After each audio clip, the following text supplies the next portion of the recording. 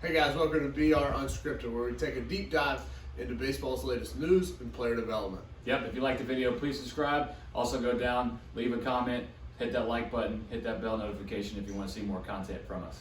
Here we go. Welcome into BR Unscripted. It is Thursday, March the 5th. Yep. I corrected that. That's right. I said the 4th. It's the 5th. So welcome in. Today we're going to talk about Christian Yelich's extension. My man got paid. Worth it. We're going to talk about Chris Davis with a C on the Orioles. Is he back? Is he not? Who knows? And then we're going to talk about the back shoulder. We're going to talk a little development of the back shoulder's role in the swing. Yep. And how you can make your hitter better with it. So, you ready to get started? We're not working on getting worse today? I mean, maybe next week. Okay. All right, let's do it. All right, let's do it. Let's dive into Christian Yelich. Yelich, the Yelich monster. Here we go. So, Christian Yelich got paid. Lots 7 of money. years extension, $215 million. Yep. Locks him up for his career. He'll be a career-long Brewer. What you got on it? Worth every penny and probably more, barring injury. I don't know how injury-prone he is, but the dude's a stud. There's no sign that he might be back. Has anyone flipped their career like Christian Yelich? He went from the biggest value in Major League Baseball. So my man's getting paid now. He's the center of the Brewers, the NL MVP candidate every year. Really what seems like in a 2-3 year span. Yeah, I mean, he obviously was with the Marlins first. We know that organization has trouble, period, right? Like they just do, right? Trouble developing guys, and they get rid of guys. I don't know. But, I mean, the guy is an absolute stud. He seems to be kind of wise beyond his years a little bit too. Like he's together. He's I don't know. It seems like it's worth every penny. Yeah, he seems like the mesh between one of the boys and business-like approach. Yeah, he doesn't go too far. You don't hear about him outside of baseball a lot. Kind of got the Trout thing going a little bit, maybe a little bit more marketable than that. But the Trout thing. Yeah, I don't like it. It's just I want my athletes to be loud. Yeah, I don't know why. But is it their job to be loud? No, it's their job to be good. Right. I didn't say what they should. I said what I like. But my man got paid, did a great job. Changed his swing, really. Like you can see the swing on the Marlins isn't the same on the swing as the Brewers. So good for the Brewers for locking him up. Locked him up. Build around him. Big time get for them. Build around him more. Yep, keep getting him out because I love that guy. I love his swing. I've broken down his swing a couple times, did some stuff on him. A big fan of Yelich, does things right on and off the field. Pay the guy. Good get for them. Who's the next big sign? By the Brewers? No, in general. In general? Baseball. Ooh. Your boy, Lindor. You can't miss that. You're right. I was lobbing it up for you. Sorry, lobbed it up. Lindor, he's my... Where's he going? Hot take, quick. He's going to Red Sox? Dodgers. Oh, I like the Dodgers. All right, rolling. Next up, we're going into Chris Davis's back. Which one? Chris Davis with a C. Chris Davis. Big Chris Davis again. Big old Chris. Big Chris Davis got absolutely paid. Little Chris Davis struck out a lot. Yeah. Now we're seeing him up 25 more pounds. Big Chris Davis 25 more pounds? 25 pounds added on. 3 home runs in 6 games. Is he back? It seems as if, though, he's come into this year with a little bit of a giddy-up, little fire under his butt, because obviously last year... I would hope so. Last year was rough. Yeah. It's been a couple years. Like I said, he got small. Now he's back up 25 pounds. What do you think that was? The swing. Did he go vegan?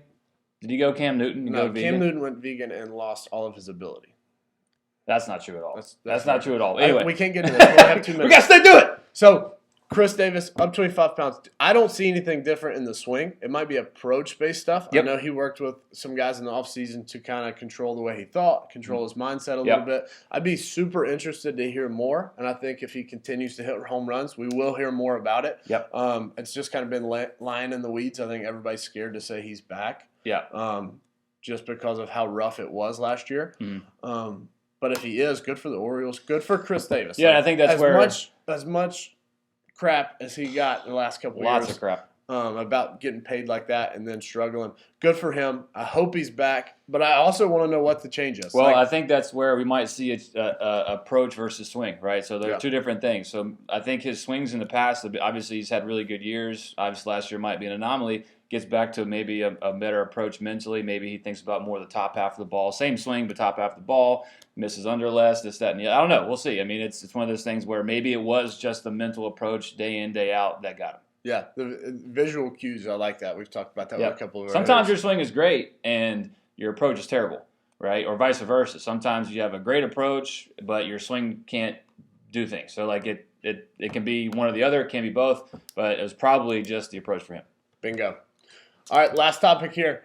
Back shoulder. Yeah, so back shoulder. We're going to get into back shoulder a little bit because this time of the year, we're a couple weeks in, a couple games in, got some at-bats under our belt, and sometimes you'll see some like popping up, miss hits a lot. Sometimes, and the first thing a coach will go to is if you're hitting too many fly balls or they're not being driven or even pop-ups, you'll say, oh, your back shoulder's going down. You're dropping your back shoulder, JK. Back shoulder again, man. I keep trying to tell you. No, so basically we know that the back shoulder does have to rotate down underneath our head to help get on plane with the pitch. One of two things has to drop in the swing. Either your back shoulder or your hands. Yep. Your call. Yep. If you want to just drop your hands down, that's fine. Go ahead. But the point I wanted to make about the back shoulder going down is that the back shoulder doesn't go down on its own, right? So it gets yanked down essentially or ripped down, kind of like in the Price is Right when they pull the big wheel down, right? They grab it from the top and they pull it down. Analogy, JK, then, boom, you're in full effect. Right. So the back hip, knee pulling and going to engage the swing is what should be pulling that back shoulder, elbow, barrel down from behind you.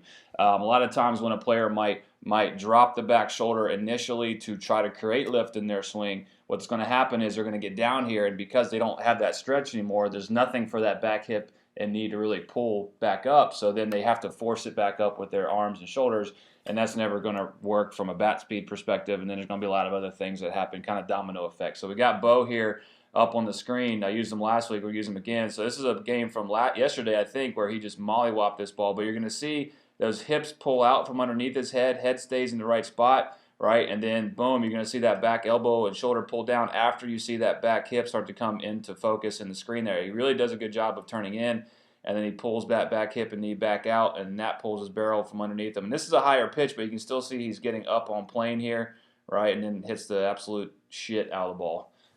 Which is something that he does quite a bit. So that was something I wanted to highlight. I'll go kick rocks. We're out of time. All right. So nice job. Thank you. Hey guys, thanks for watching. Hope you enjoyed.